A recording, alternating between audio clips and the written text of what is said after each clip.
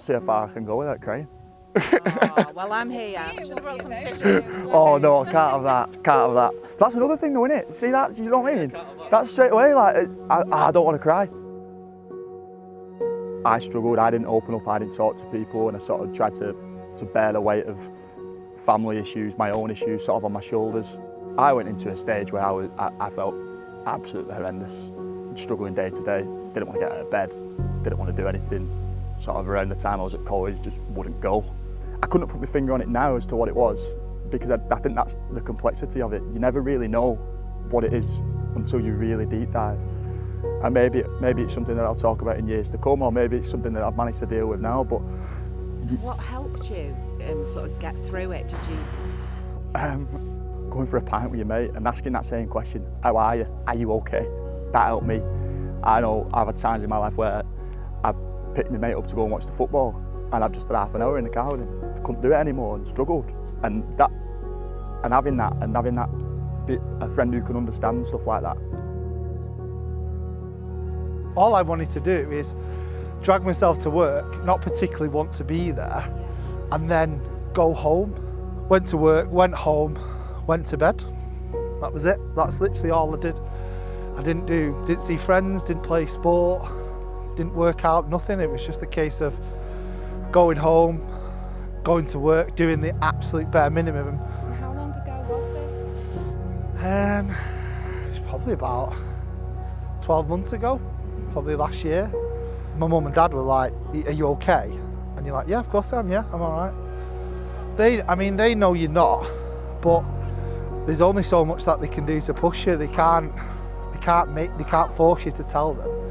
All they can do is offer support, as in, I'm here if you want to talk. But they could tell because I stopped playing football, stopped going to the gym, stopped really caring. Steve sat me down and just said, "Look, I've noticed, you're not yourself." And he basically got me to semi-open up. He told me a bit about what he'd gone through. There's been a few major things in my life. I went through a major separation, and then obviously last year recently the passing of my mum. They're massive. So listen, I went through a point where I was living in a hotel. Alan Partridge had my own plate for breakfast and everything, and it becomes lonely, but you become lonely in yourself. We've had our conversations. Christ, Jesus, you've had me in tears, but it's good, and it's shared, and it's nice to have someone to go, "You all right?" Yeah. And say, "Are you okay?" You all right? Just you find you say to people, "How was your day?" Nobody asks, but it means a lot. Yeah, generally have. Thank you for asking. Yeah. I think some of the stigmas are slowly changing, and I think that comes from I know the older generation. I think we're getting slightly better at it as we go along, but not really showing any weakness. But it's not a weakness. It's being able to have that conversation and be able to open up without being seen as a different person. It's understanding each other's struggles and things like that. Health to do with any part of your body, yeah, you go and see a doctor. If you had a tummy bug or something something up with your heart, you go and see a doctor. But when something goes wrong with your mental health, it's like, whoa, no, I'm all right. Scary. Massively. And the stigmas that have been over the years, I think we're maturing.